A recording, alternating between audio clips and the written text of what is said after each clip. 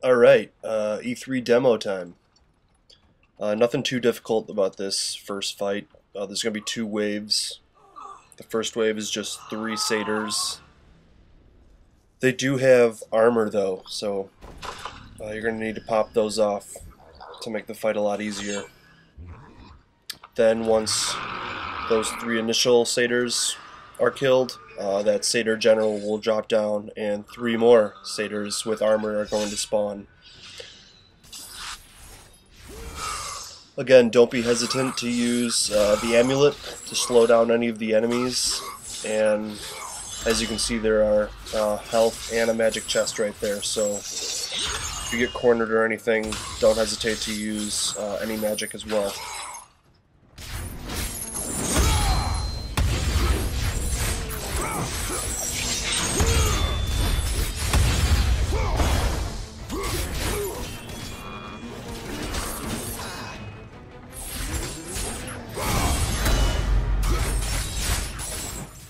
And it was right around here that I realized that the Plume of Prometheus attack, square square triangle, is a really successful attack to do against these guys and popping off their armor.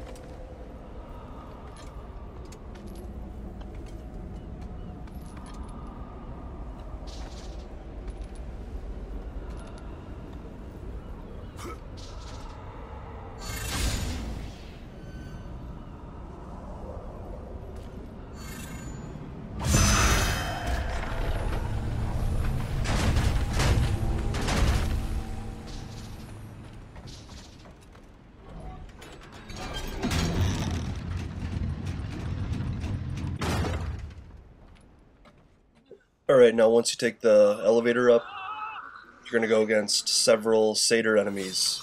These first three are going to have the spears, and then once you start killing them off, some more satyr enemies are going to show up, but they will have swords instead.